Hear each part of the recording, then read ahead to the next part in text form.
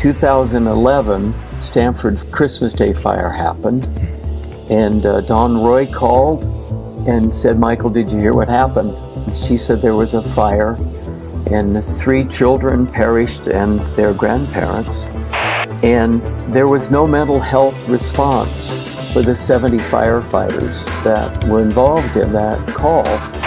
You know, it troubles me when I know that first responders commit suicide more frequently than the rest of the population. That's not okay. There are so many things that we need to understand about the different first responder communities, and only they can teach us. Welcome to another edition of Responder Resilience, along with my co-host Bonnie Rumley, LCSW, EMTB, and a newly retired fire captain. I'm David Dashinger. On this episode, we're going to be speaking with Michael Crouch, LCSW. He's a consultant in EMDR and a co-coordinator of the Fairfield County Trauma Response Team. We'll be talking about the topic, is trauma treatable? We invite you to like and subscribe. Our YouTube channel is Responder Resilience. You can leave comments there if you like what we're doing. Also, we're on Facebook, Responder Wellness Inc., bbsradio.com, Apple Podcasts, Spotify, all the podcast platforms. And go to our website, respondertv.com, for past episodes and guest info. We'll be right back to speak with Michael after this. In this family, more of us die by our own hands than by the hazards of the job. In this family, up to a quarter of 911 dispatchers have symptoms of PTSD. In this family, our mental health and wellness are in crisis, while responders are quietly suffering. In this family, many struggle with job-related stress, burnout, trauma, sleep disruption, substance abuse, and marriage problems. In this family, we can help the helpers with vital information and resources, resilient strategies, and success stories of overcoming the obstacles. In this family, no one is alone. Welcome to Responder Resilience with co-hosts retired Lieutenant David Dashinger, Dr. Stacy Raymond, and Bonnie Rumley, LCSW, EMTB.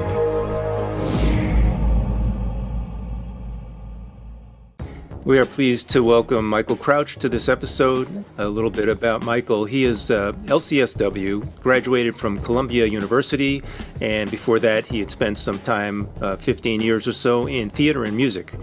Michael has a private practice in Stamford, Connecticut, and he's the co-coordinator of the Fairfield County Trauma Response Team and a consultant in EMDR. As part of his work with the FCTRT, Michael is embedded with the Norwalk, Connecticut Fire Department, and Michael did a TED Talk in 2014 called The Cost of Courage on the Grit in the First Responder Community. Michael also testified in the Defamation of Character trial of radio show host Alex Jones versus Neil Heslin and Scarlett Lewis, the parents of Jesse Lewis, a child who was murdered in the shooting at the Sandy Hook Elementary School in 2012. A warm welcome to Michael. Nice to see you, Michael. Thank you. It's good to be here. Yeah. And for my heart especially, thank you for testifying for them. Thank you. You're welcome. We wanted to talk a little bit, really basics, right? So how did you get interested in first responders? And then how did you get involved with forming the Fairfield County Trauma Response Team? You know, it's interesting. I took my EMDR training in 2006, and then in 2011, the Stamford Christmas Day fire happened, and Dawn Roy called and said, "Michael, did you hear what happened?" And I said, "No." And she said there was a fire, and 3 children perished and their grandparents, and there was no mental health response for the 70 firefighters that were involved in that call, both in the rescue efforts and then the recovery operation. And so I called 3 therapists, and they all said yes. Susan Marcus, Jeanette Trujillo, and Bonnie Rich. They all said, Betty Rich, I apologize. And they all said yes. And the next day they went and at the debriefing to that fire for the Stamford Fire Department, and that was the start of the FCTRT, and that was in 2011. And in fact, we were the Stamford TRT until a year later, and then Newtown happened, the shooting at Sandy Hook, and we expanded to Fairfield County. And I know you are expanding as a team to a statewide basis, which is amazing. That's correct. Yeah. That's so some great things happening with the FCTRT, and it's exciting to see it unfolding like that. Can you talk a little bit more about your role with the TRT? What do you do, and how do you do it? I'm the co-coordinator, along with Karen Alter-Reed, Linda Rost, and Don Roy. In fact, Dawn was the one who called me and said, "Michael, did you hear what happened on Christmas Day?" And then she called me again when Newtown happened. And for anyone who's interested, Michael's TED Talk, he tells that story so profoundly about how basically the inception of the Fairfield County Trauma Response Team. Our mission is to help first responders. And so we provide education. So we do consistently do a lot of talks about trauma, how to recognize it in yourself and in your coworker. And then if there is an event, we show up. Mm-hmm. And you're provide. Traveling to different departments to give these presentations, as well as responding to critical incidents. That's correct. Okay, fantastic. Yeah, and we've done most of the large fire departments in Fairfield County. A lot of the EMS services are starting to call on us as well. Law enforcement is more difficult to break into, but they're starting to recognize us as well. Right. So, Michael, since we're colleagues and we spend a fair amount of time together, you've coined a term that I've heard you say many times, trauma is treatable. Can you talk about that term? And you do refer to it often, and I really want to pick your brain about what that means to you. Okay. Shortly after the tragedy at Sandy Hook, there was a New York Times article that said that trauma is not treatable. And we know that it is. We use EMDR to treat it, and we know that, I'm not going to ever take away an event. It happens. But we can treat the negative beliefs that you carry around about yourself. After Sandy Hook, there was a law enforcement officer who said I didn't do enough. And he had a difficult time going back to work. In fact, he was off work for a while and had a difficult time being around his son. Until we did some EMDR, and within that treatment, he went from I didn't do enough to I did what I could. And he remembered, and there was an expansion of that that story from the snapshots of all the bad stuff that he was looking at to, wait a minute, I did this, and then I did this, and then I did this. So the narrative became clearer for him. And so he went from I didn't do enough to I did what I could. And he could then be with his son. He could then go back to work. Right? And I just found out he was promoted to a sergeant, by the way, which is really cool. That's great. That's excellent. Yeah, it is great. So that's what I mean. It is treatable, and to say it's not, it just, I think, makes people feel hopeless, number one. Mm-hmm. I think that's why we love being trauma therapists, because we can help someone see the other side and not forget the event, but we can see their symptoms go away and their life come back. And I think that's partly why trauma work is so rewarding to you, me, the others on the team. I think that's right. Because ultimately we want to see our first responders, our civilians, everyone living their best life and being their best. I think that's right. And we want them to know that, I think why we focus on first responders is I know that if they clear out the stuff that they're carrying around, they're better at doing their jobs. And they're also better afterwards. Their retirement is better. That's important. And it troubles me when I know that first responders commit suicide more frequently than the rest of the population. That's not okay. And so we want them to know that there is something they should and can do, right? And pay attention to your coworkers and yourself. When it comes to occupational cancer exposures, members of the fire service are some of the highest risk professionals nationwide. Firefighters Against Cancer and Exposures, also known as the FACES Foundation, is an advocacy organization established to bring awareness, resources and peer support to responders in need of additional help in battling potential cancer diagnoses or critical concerns. The FACES Foundation was established by a national alliance of first responders to offer supplemental resources for firefighters.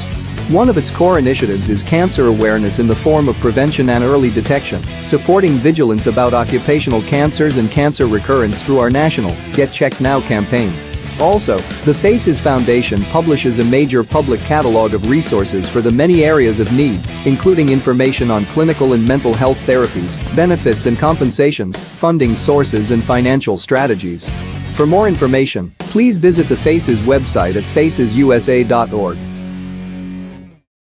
Well, you touched on a couple of huge pieces, and one is, it's almost like someone who's earlier in their career who is able to address some of these issues. Their future self will be able to thank them for having taken care of it before it became, overwhelming or carried over into retirement.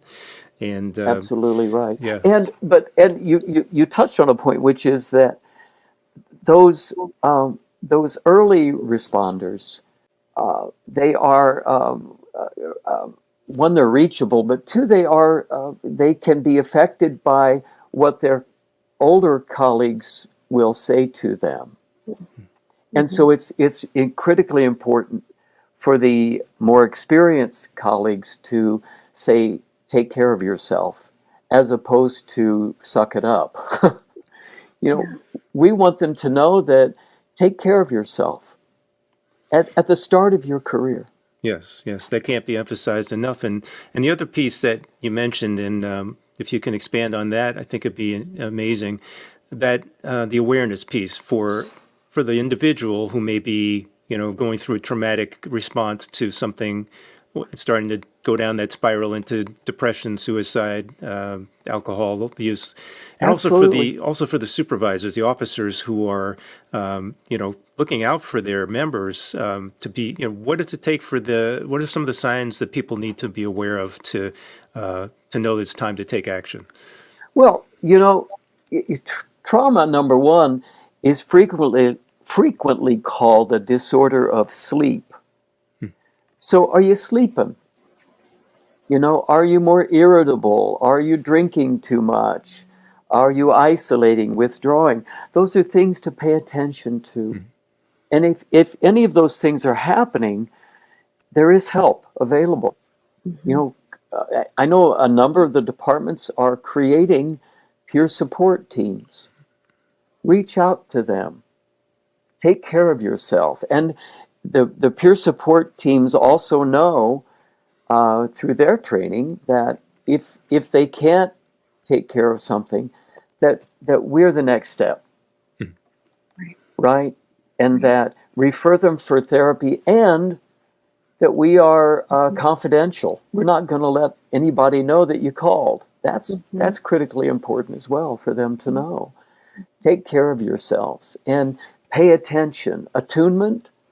pay attention to your bodies. Are you sleeping? Are you eating too much or not enough? Are you drinking too much? Are you more irritable? All of those things are symptoms of trauma that you want to pay attention to. Are you avoiding driving past certain things or events? Mm-hmm. Pay attention. Could you talk a little bit, Michael, about your journey to understanding trauma and what it really means and takes to be a trauma-informed therapist? Yeah, I think all therapists would say, oh yeah, I'm trauma-informed. Right. And I was one of those. Right. I was asked to talk a little bit about trauma before I was trauma-informed, before I started working with first responders in Stamford, Connecticut. And Dr. Mueller, who's a psychiatrist I work with, and myself were asked over to the Tully Center in Stamford, and there were, 150 EMTs in that room. And there was a cardiologist and I think a gastroenterologist, and they knew so much about those medications and things. And so I got up to talk about trauma, thinking I knew what I was going to talk about. And one of the EMTs finally said, have you ever worked with an EMT? And I had, but maybe two. And I didn't really know what I was talking about. And he just pointed that out to me. Right? And so then 2011 happened, and I started my work with really understanding that community, and they still, to this day, I continue to learn and grow, and so much that I have to learn and that I've learned about work with first responders and the differences in that, how a firefighter, how he or she do their jobs, what is traumatic to one firefighter may not be to another.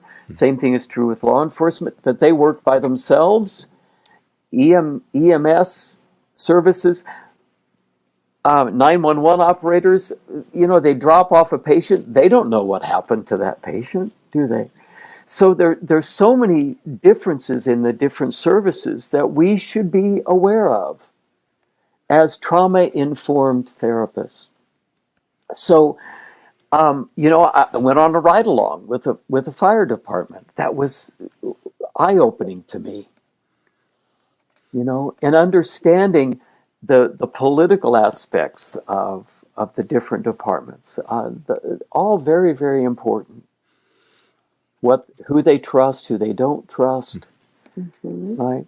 Yeah, there's a lot to it, and I imagine you have There is. heard a lot, from your patients about things they've experienced on the job or experienced within their department. So, how has it been a learning experience for you? What have first responders taught you? Oh, well, they number one, they taught me I don't know anything. They've taught me to shut up and listen a lot. They have taught me that there are differences in the departments. There are differences in how a firefighter lives their lives and what they experience and what they go through. Simple things. I didn't know that firefighters pay for their own food. I didn't know that. You would see them in the grocery store and you'd think, oh, that's on my dime. Well, no, it's not. It's on theirs. I didn't know that. Imagine a police officer is on a call and it's a dark road and it's 2:00 in the morning and there's a car up in front. They don't know who's in that car. And yet they have to get out and do their job. That's scary. Like I said, EMS, they drop a patient off in the emergency room and then they don't know what happens. 911 operators, the same thing. Oh my God. Right. I didn't know it. And there was an article in the Norwalk paper, and it had 5 screens in front of a 911 operator. Right. Imagine trying to keep straight 5 screens and that call. And again, they follow a call until they're done. Yeah. And then they don't know what happens to that person. So there are so many things that we need to understand about the different first responder communities, and only they can teach us. Mm-hmm. I think the way you're highlighting that point is so important, Michael. And I know we've talked about it on this show, and we talk about it in the team, but all of those things you just listed are why someone who is a first responder really should be connected to a therapist who understands the culture. And I think that's right. Yeah, I think there are so many nuances, even just between the disciplines: police, fire, EMS, dispatch, animal control, corrections. We could add to that list every week now. Couldn't you, though? We could. And the medical community. Oh, my God. Exactly. No, and I feel like I'm constantly learning, just adding more groups to what we do. But it just says to me loud and clear that those people need people that understand the culture. Otherwise, I think that's right. They can't help them if they don't understand the structure and the morals and the history behind it and the politics and how all of those things are intertwined. Then they really probably can't offer the same level. I think that's right. And if you don't know, ask. Right. Just shut up and ask, and then listen. They've got a lot to teach us, and we just need to learn. That's good old social work 101. Be where the client is. They drill that into our head, right, Michael? Right, they do.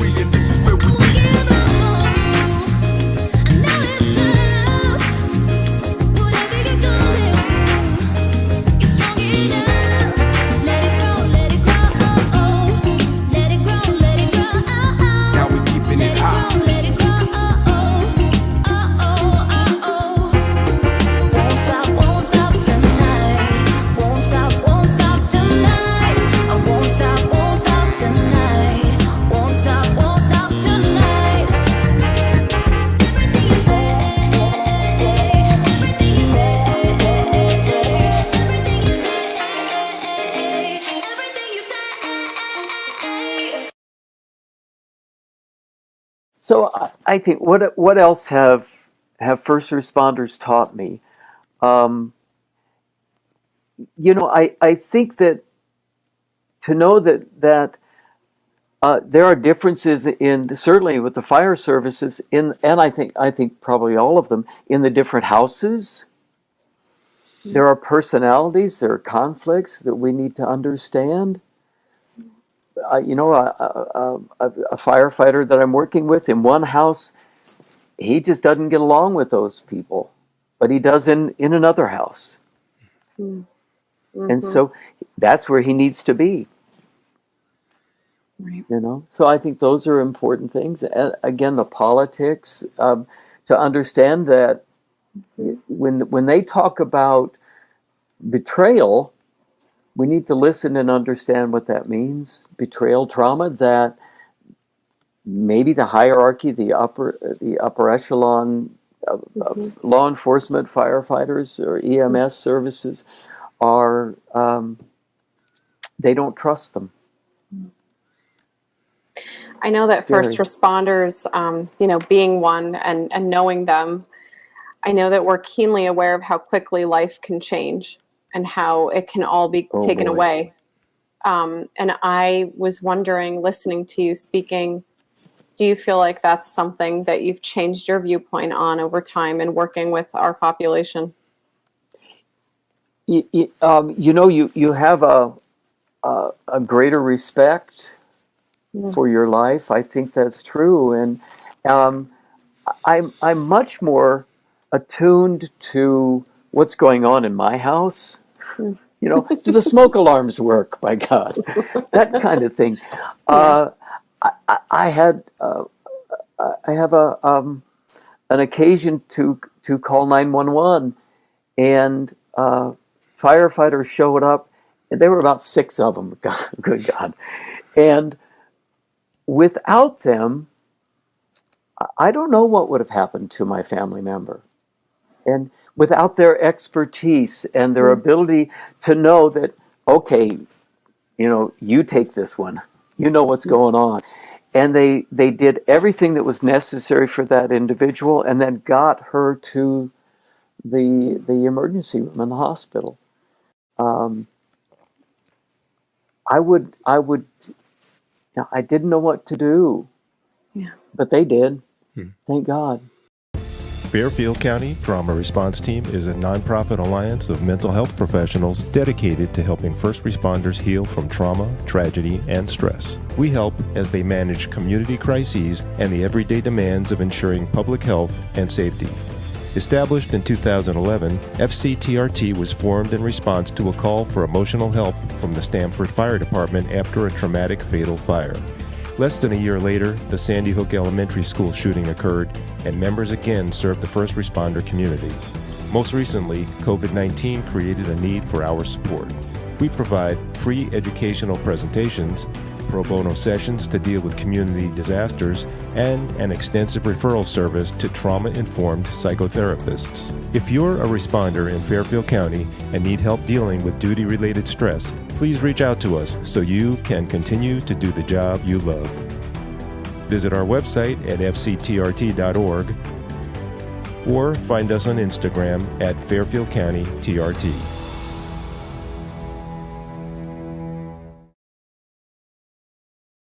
I wanted to talk a little bit about your TED Talk, which is called The Cost of Courage, We Need to Pay Attention. And sometimes on this show, we've talked about the price that responders pay for doing the job. So in this context, on your TED Talk, what do you mean by the cost of courage, and exactly what do we need to pay attention to? Well, there are illnesses and problems that the first responder community deals with: heart disease, obesity, diabetes, those kinds of things, marital problems, an increase in committing suicide. Those are real problems that we need to understand. That's the cost of courage. That's the cost of what they do, because they put aside themselves, their needs, to take care of us, to take care of the community, whether it's a car accident or a shooting or an illness of some kind. They put aside their needs, and they work, oh my God, 24 hours a day, 7 days a week, I can call them. That's all the cost of courage. And what we know is that if they take care of themselves now, if they do what they need to do, they pay attention. And if we understand that, if they need to pay attention to what's going on for them, and if they do that, their time in their service and the time afterward, their retirement, will be better. So I think it's understanding that there are costs, and they are significant. Heart disease, diabetes, obesity, marital problems. God, if you don't pay attention to those things, they just get worse. Yeah. And you can't. And maybe I'm selfish. I think I am. They don't take good care of me, So I want first responders to take care of themselves. And that includes, if you need a therapist, it's okay. Go get help. Right. But and pay attention to yourselves. It's significant.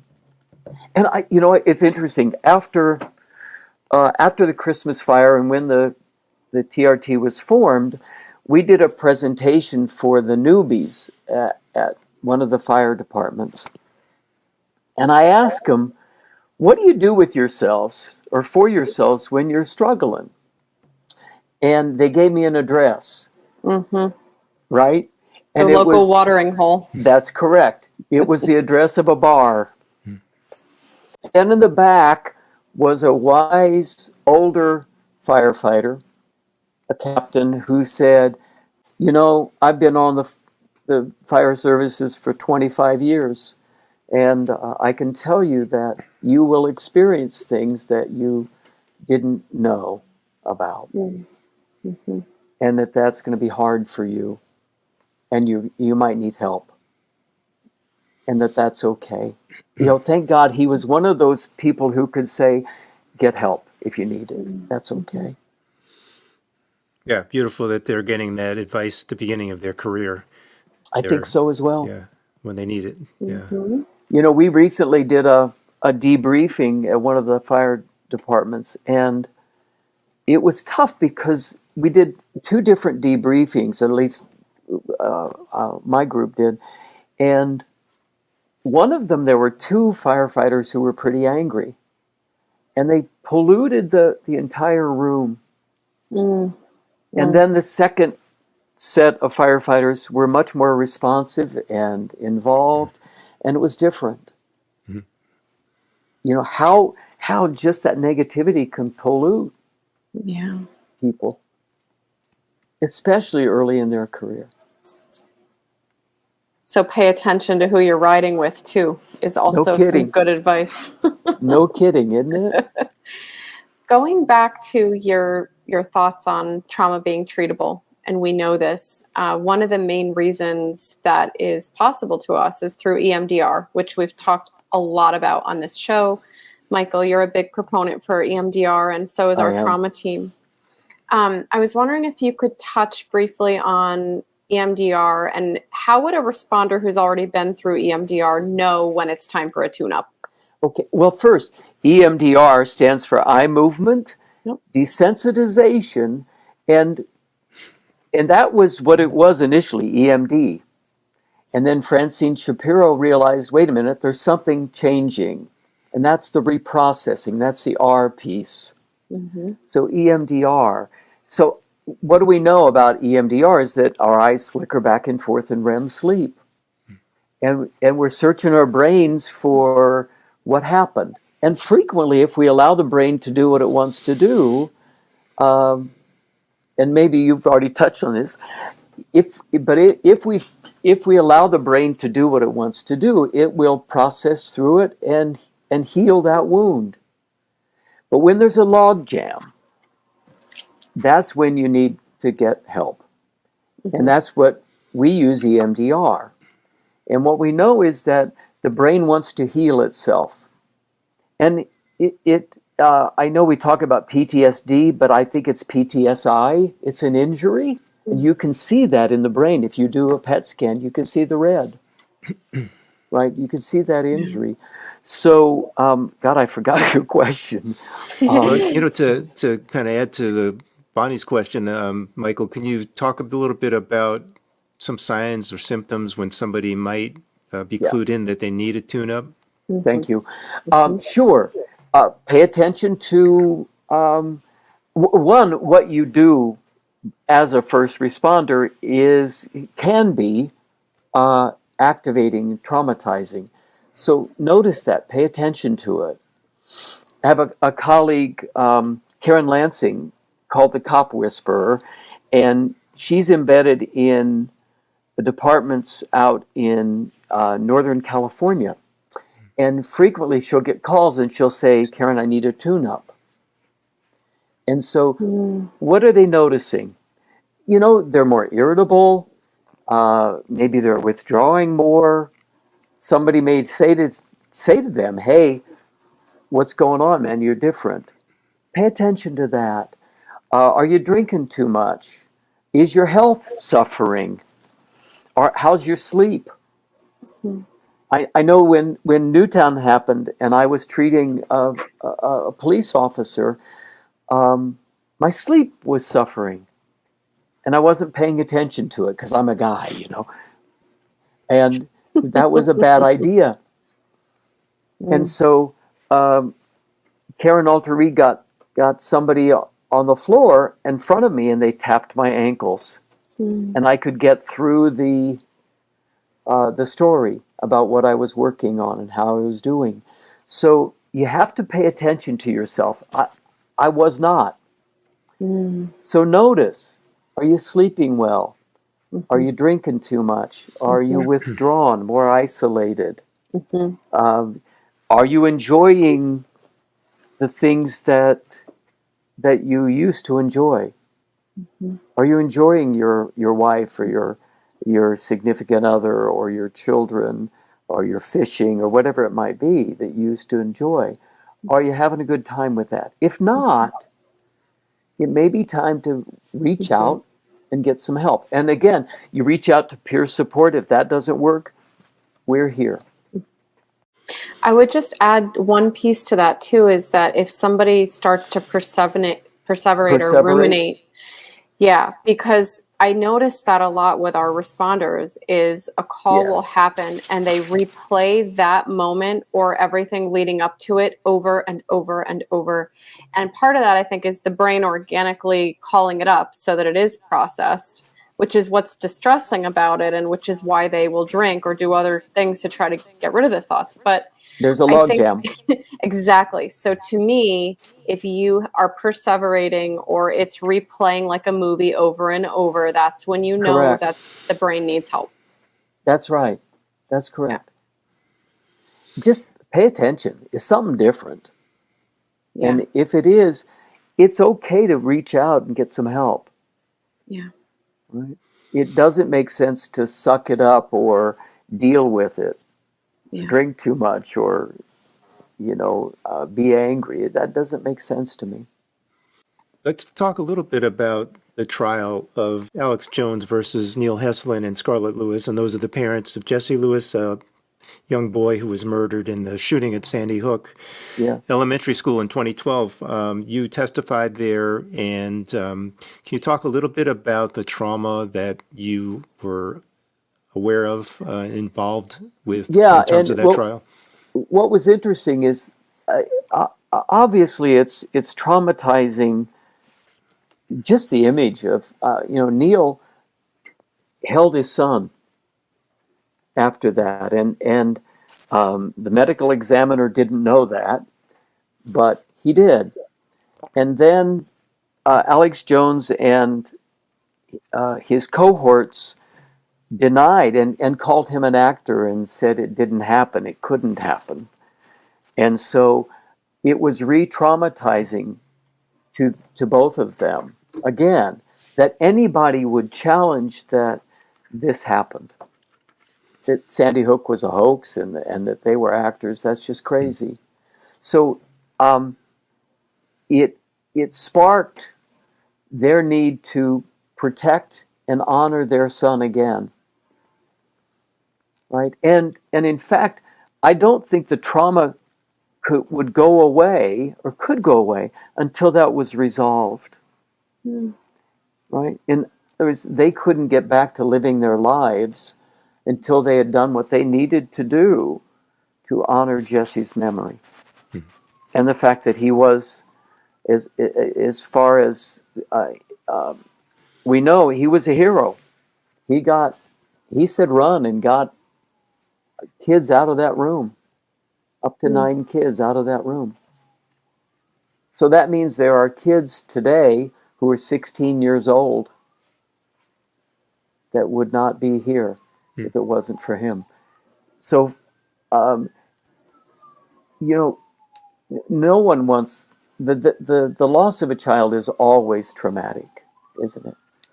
And the loss of a child in that way is clearly traumatic. There's a siren. You can hear it in the background, right? Yeah. Michael, when you're talking about this, I can tell it's from your heart, and I think I could speak for all of us, but what you did was stand up for what was right for them and to allow them to have some portion of healing from their trauma. Well, I hope so. I think that's very admirable of you to do that and to stand up for what you felt was right.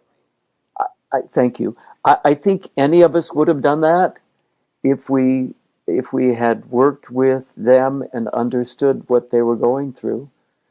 That's what therapists do. Is we care about the people we work for. Well, and on that note, I have to say how important the work that you guys do is to first responders, and keeping first responders able to do their job, able to do it longer, and to stay healthy and happy and balanced. You cannot understate the importance of what trauma-informed therapists are doing to support first responders. And I thank you from the bottom of my heart for what you guys all do. Thank you. Well, thank you. It's we all look for a purpose in our lives, and this certainly is one that I think all of us that are therapists can embrace. We want to take care of people and make their lives better. And it's, again, a little bit of it is selfish. I want them there if I need them, but right? I also want them to enjoy their time, both while they're working and afterwards as well. Well, it's truly a gift, what you guys do. And as we're wrapping up, Michael, any final thoughts, or you want to share where people can find you out there in the world of the internet? Sure. They can find me. They can call me at 203-961-1152. And they can always reach out to the Fairfield County Trauma Response Team, and that's our address on the internet, FCTRT, or Fairfield County Trauma Response Team. And, and we are starting to become statewide because people are reaching out to us. That's a good thing. Yeah, on behalf of Bonnie and myself, Michael, I want to thank you for joining us on this episode, speaking about some very important topics having to do with trauma, EMDR, and the immense value of first responders to our society. So again, thank you for all you do to support first responders, and we appreciate you being on the show with us. Thank you. Thank you for having me. It was fun. Thanks, Michael. And I hope informative. You're welcome. Thank you. Please like and subscribe, comment on YouTube, Responder Resilience, Facebook, we're at Responder Wellness Inc., bbsradio.com, Apple Podcasts, Spotify. Our website is respondertv.com for all past episodes and guest info. Thanks for watching. Be safe, be kind to yourself. Take care.